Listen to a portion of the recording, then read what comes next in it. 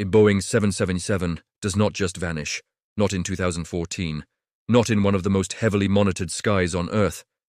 And yet, one did.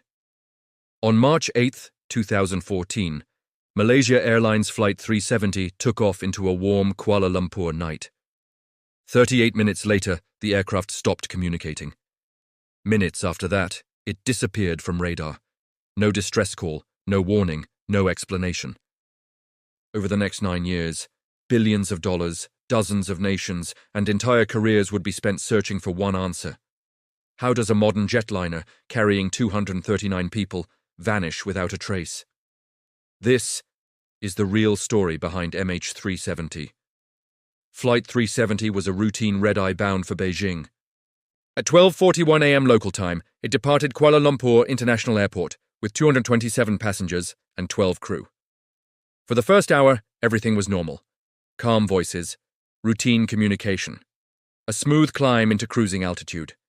Then, at 1:19 a.m., the final known words were spoken. Good night, Malaysian 370. That was it. The last official message from the plane. 2 minutes later, MH370's transponder, the device that identifies the aircraft to air traffic control, went completely dark. At first, controllers assumed it was a technical glitch, but then something far stranger happened. The plane turned around. Military radar, which picks up aircraft even when their transponders fail, detected MH370 turning sharply west, crossing back over Malaysia, flying toward the Strait of Malacca. This wasn't a drifting aircraft. This wasn't a plane falling apart mid-air. This was deliberate, controlled, precise.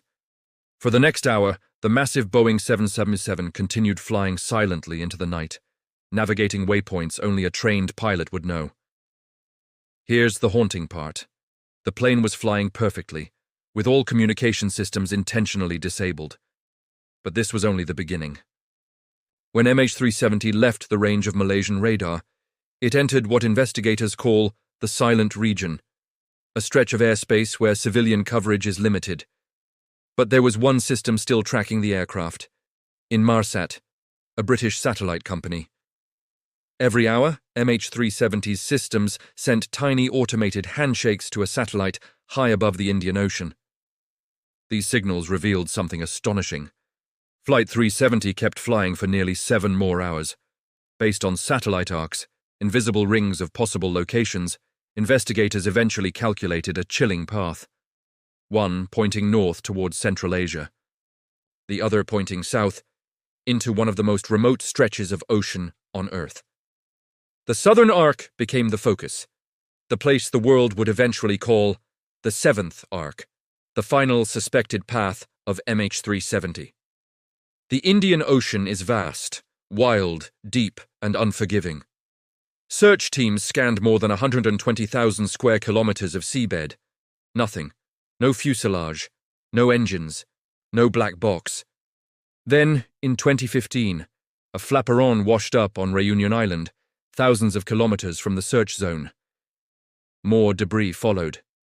Pieces of a wing, cabin interior fragments, parts of the engine cowling, all confirmed to be from MH370. Proof the aircraft crashed into the Indian Ocean, but not proof of why, so what actually happened? Some experts suggest a sudden mechanical failure, depressurization or electrical fire, left the crew unconscious. But this theory collapses under one fact: the deliberate turnback. It wasn't random. It followed aviation waypoints. It was flown by someone who knew what they were doing. That someone was either the captain, the first officer, or someone who took control of the cockpit.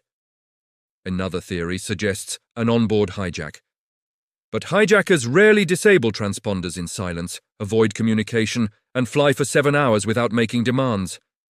There was no claim of responsibility, no known motive. Still, intelligence analysts have never fully ruled out the possibility of an onboard struggle gone wrong. Yet this theory also lacks a crucial element. Control. Whoever flew MH370 knew exactly what they were doing. This brings us to the most controversial and the most likely explanation: a deliberate act by someone in the cockpit. investigators discovered that Captain Zahari Shah had simulated a flight path eerily similar to the MH370 route on his home flight simulator. They also learned he was struggling personally: health, relationships, stress. But here's the twist. None of this proves anything. And many believe the captain was a dedicated professional who would never harm his passengers. Yet experts agree on one thing.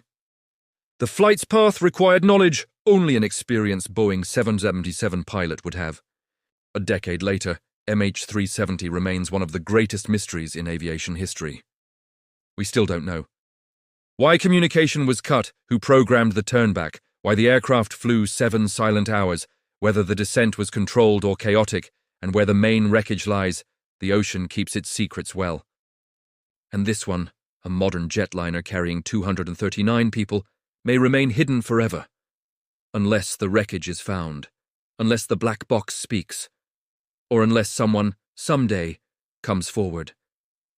Until then, all we have is fragments and questions. Thank you for watching this documentary on the disappearance of Malaysia Airlines Flight 370.